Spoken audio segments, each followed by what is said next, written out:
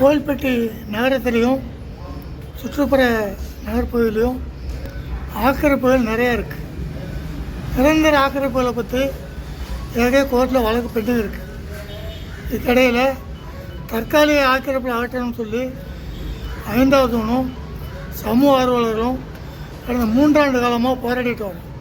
இதில் வட்டாட்சியர் அலுவலகத்தில் ஒரு பீஸ் கமிட்டி, தாலுகாவில் ஆடியோஸில் ஒரு 2 பீஸ் கமிட்டி வச்சு நடத்தி இன்றைக்கி நாளைக்குன்னு சொல்லி ஏமாத்தாங்க.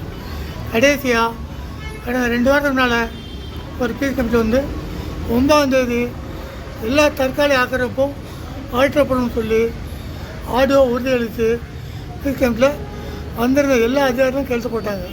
அதில் ஐஏஎஸ் அதிகாரிகளும் நகராட்சி அதிகாரிகளும் கையெழுத்து போட்டாங்க. எல்லாருமே கையெழுத்து போட்டாங்க. ஆனால் இதுவரைக்கும் அகற்றப்படவில்லை. இடையில் 2 நாள் நகராட்சி வேனில் 9ஆம் தேதி ஆக்கிரமிப்பு அகற்றப்படும் சொல்லி விளம்பரம் பண்ணாங்க. அப்படி இருந்தும் 9ஆம் தேதி ஒரு ஆக்கிரமிப்பு கூட அகற்றப்படவில்லை. நகராட்சியை கேட்டால் எனக்கு தெரியாதுங்க, ஐஏஎஸை கேட்டால் எனக்கு தெரியாதுங்க, வட்டாட்சியர் ஒன்றும் தெரியல என்னாச்சுங்கிறாங்க, காவல்துறையும் தெரியல, எந்த அதிகாரிக்கு என்ன தெரியுதுன்னு தெரியல.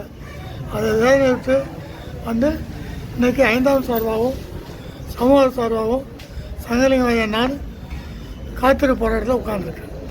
என்ன அப்படி பின்னாடி